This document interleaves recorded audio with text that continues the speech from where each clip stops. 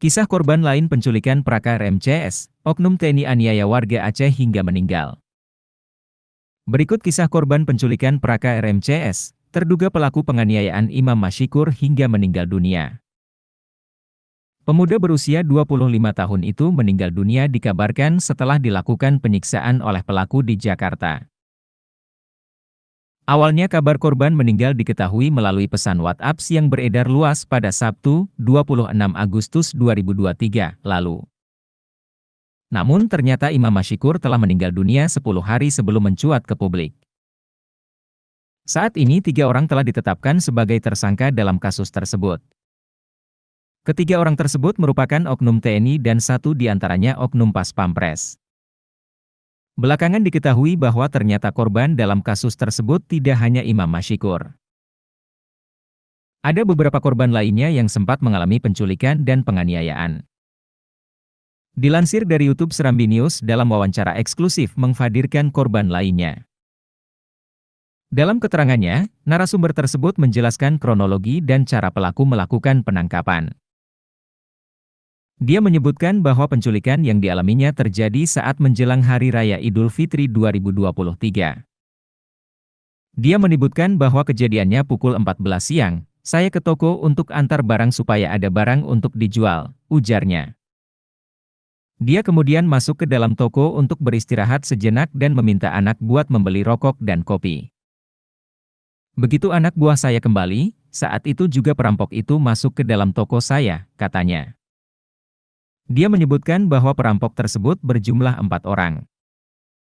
Narasumber itu meyakini bahwa di antara keempat orang tersebut terdapat di antaranya PraKRM.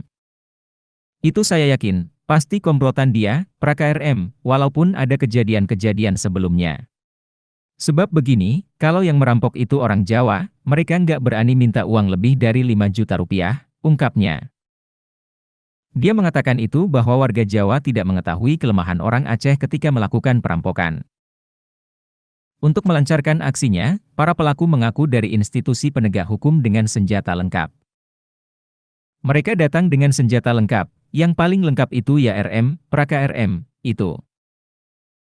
Mereka langsung masuk dan meminta kami meletakkan handphone di atas meja, lalu saya bilang, saya tidak kerja di sini, saya cuma numpang merokok dan ngopi. Sengaja saya bilang gitu biar nggak kena kami dua, ujarnya.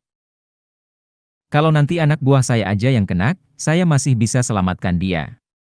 Tapi kalau saya kena anak buah saya juga kena, nggak ada yang menyelamatkan.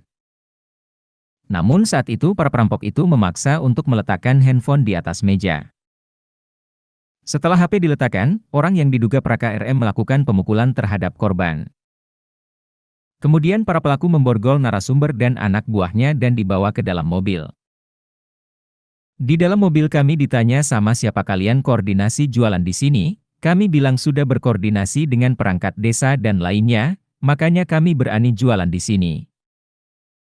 Saat itu PraKRM mengaku tidak mengetahui bahwa korban telah berkoordinasi untuk berjualan di kawasan tersebut. Meski demikian, korban menyebutkan akan membuka koordinasi baru dengan PraKRM dan kawan-kawan. Bahkan dia menawarkan porsi setoran yang akan diberikan jika berkoordinasi ke PraKRM. Namun saat dia tidak bersedia dan mengatakan akan membawa korban ke kantor.